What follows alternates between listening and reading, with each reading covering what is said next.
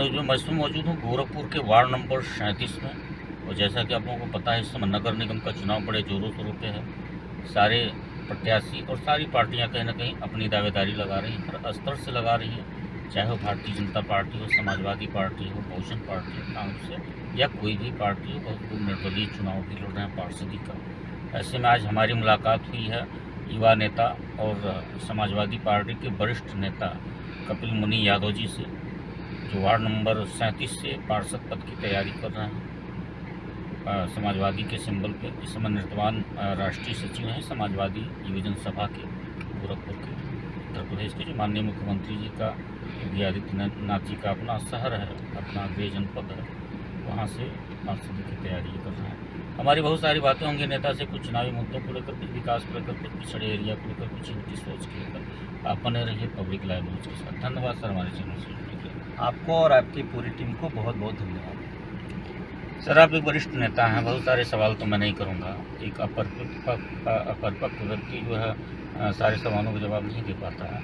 बस हम 60 में पूछना ये चाहते हैं सर, अभी आपका वार्ड नंबर 37 अगर देखा जाए तो विकास के मामले में कितना पिछड़ा है सर?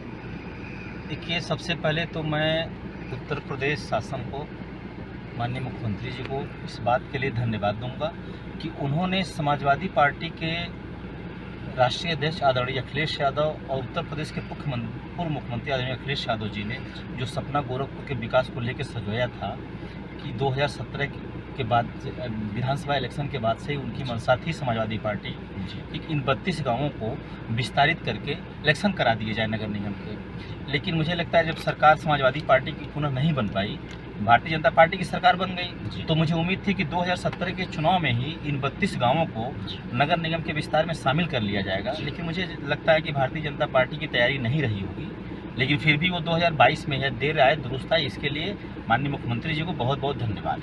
रहा सवाल विकास का, तो चूँकि ये 32 ग्राम सभाएँ जो थी वो बहुत ही पिछड़ी थी। ग्राम सभा का बजट भी कम होता है, प्रधान के पास उतना बजट नहीं होता है कि अपने गांव का विकास करा सके।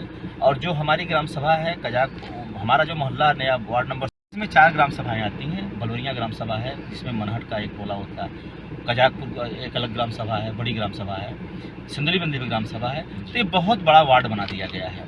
तो ये सारे ग्रामीण इलाके थे और नई आबादी यहाँ पे बसी है। यहाँ पर अभी रोड की, नाली की बहुत समस्या है, जल जमाव की सबसे बड़ी समस्या है।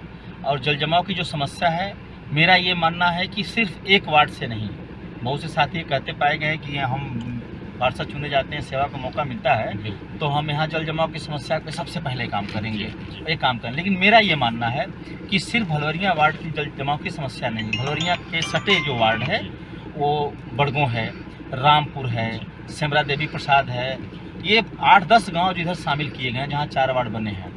इस सबके पानी जो है इसी रामगढ़ ताल में आने हैं। तो अगर मुझे पब्लिक यहाँ पे पार्षद के रूप में चुनती है तो मेरा सबसे पहले काम होगा कि इन सभी चुने हुए वार्डों के नए पार्षद साथियों को एकत्रित करके एक विस्तृत कार्य योजना बनाई जाएगी, ताकि सबके वार्ड के नालों को एक दूसरे वार्ड के नाले से जोड़ करके और पानी निकासी की समुचित व्यवस्था की जाए। ये मेरी पहली प्राथमिकता है। चुनाव जीतने के बाद सर क्या क्या बदलाव लाना चाहते हैं अपने वार्ड में? चुनाव जीतने के बाद मैं भलवरिया वार्ड को इस पूरे जनपद में आदर्श वार्ड के रूप में विकसित करने का काम करूंगा, ये मेरा सपना है। अभी सर देखने को ये मिलता है बहुत लोग ऐसे हैं जो गरीब तबके के लोग हैं, आवास से वंचित हैं, बहुत लोगों का पेंशन नहीं बना है, राशन कार्ड से वंचित हैं, जल जमाव की भयंकर स्थिति है। वर्तमान जो पार्षद हैं उनके क्रियाकलापों से खुश नहीं है, इस पर आप क्या कहना चाहिए? देखिए, 2 चीज़ें हैं। जनता अपना प्रतिनिधि चुन लेती है, भोली भाली जनता है जो बहकावे में आ जाती है।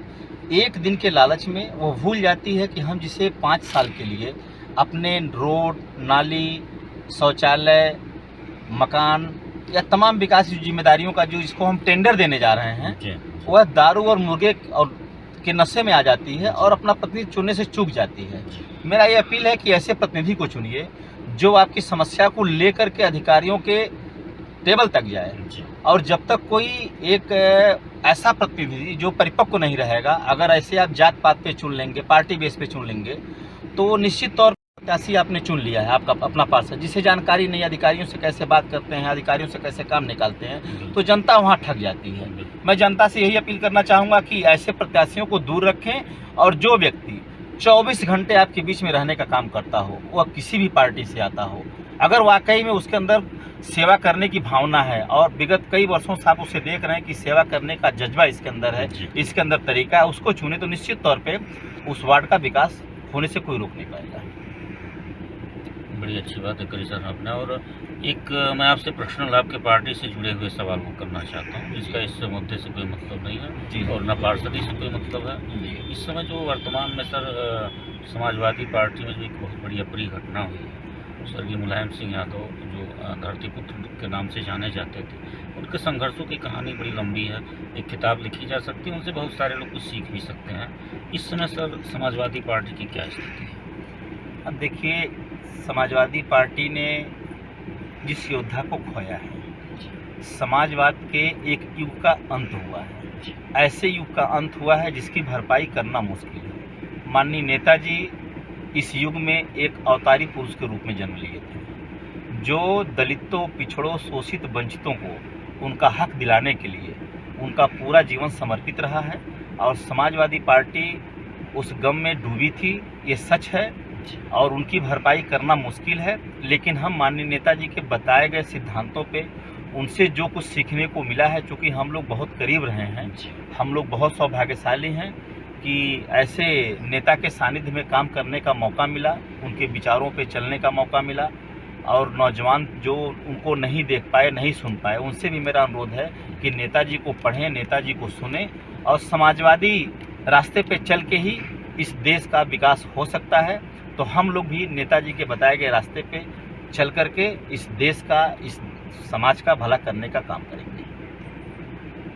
सर अंत में अपने वार्ड नंबर 37 की जनता से आप अपने चुनाव को लेकर सर क्या अपील करना चाहिए?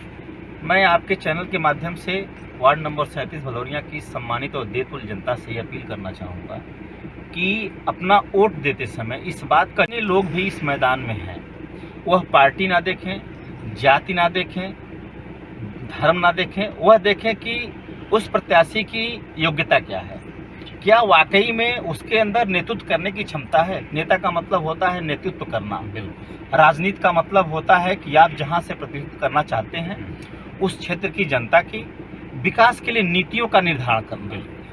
तो मैं जनता से यही अपील करना चाहूँगा कि ऐसे प्रत्याशी को चुने जो 24 घंटा एक फ़ोन पे उनके साथ उपलब्ध रहे, हाथ जोड़ करके निवेदन करके उनके अनुरोध को सुने, और मौका पड़ने पर अगर कोई अधिकारी नहीं सुनता है तो दूसरे तरीके भी अपना करके जनता के हित का अगर काम कराना हो, थोड़ा सा अगर टाइट भी होना पड़े तो टाइट हो करके अधिकारी से पहले अनुनय विनय कर लें। नहीं हो तो उतनी ताकत उसके अंदर होनी चाहिए, उतना आत्मबल होना चाहिए कि ये जनता का काम है और लीगल काम है, ये होना चाहिए, सरकार की नीतियां हैं। अगर अधिकारी हिला हवाली करते हैं तो उनको सही रास्ते पे लाने का भी काम करने का जो जज्बा है उस प्रत्याशी के अंदर हो, उस प्रत्याशी को चुने जो जाति पात न देखता हो, केवल समाज की भलाई के लिए ही 24 घंटे चलता हो, उसको चुने। क्योंकि मेरा ये मानना है और मेरा एक अनुरोध भी है कि जब हम मार्केट में सामान खरीदने जाते हैं तो ठोक ठिठा करके देखते हैं, एक पात्र जो है कि मिट्टी का भी घड़ा खरीदते हैं तो उसको टनका के देखते हैं कि अच्छे से पका है कि नहीं।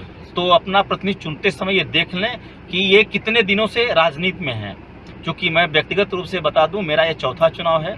2005 में मैं क्षेत्र पंचायत का चुनाव लड़ा था जिसमें मुझे पराजय का सामना करना पड़ा, लेकिन मैं मन से नहीं हारा, मैं जनता के बीच में फिर लगा रहा, और 2010 में मैं क्षेत्र पंचायत का चुनाव लड़ा और जीता।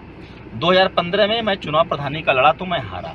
तो 5 से लेकर 15 तक 10 साल हो गया और 7 साल बाद चुनाव हो रहे हैं। 17 साल का मेरे पास अनुभव है चुनाव लड़ने का, जनता के बीच में रह करके काम करने का। तो ऐसे लोगों को चुने जो जनता के बीच में रहें, जनता की बातों को सुने, और अधिकारियों से काम कराने का तरीका और जज्बा उनके अंदर होना चाहिए। ऐसे प्रतिनिधि के रूप में अगर मुझे जनता चुनती है तो निश्चित तौर पे मैं आपके चैनल के माध्यम से जनता को विश्वास दिलाना चाहता हूँ कि एक बार मुझे और उन्होंने अवसर दे दिया तो फिर 5 साल बाद उन्हें शिकायत करने का मौका नहीं मिलेगा। एक बार अगर अवसर दे दिया तो 5 साल शिकायत करने का मौका नहीं मिलेगा, ये नेताजी कपूर यादव जी का कहना है। और बाकी कहीं ना कहीं वास्तव में सच्चाई भी है। आदमी तभी अपने आप को साबित कर सकता है, कोई नेता जनप्रतिनिधि अपने आप को तभी साबित कर सकता है जब उसे उस पद पे बैठाया जाएगा। बातों से कोई चीज़ साबित नहीं होता है, पद पे आने के बाद ही वास्तव में सच्चाई क्या है ये साबित होगी। उसके लिए वो वार्ड नंबर 37 की जनता को तय करना होगा कि जो नेताजी ने बातें कही।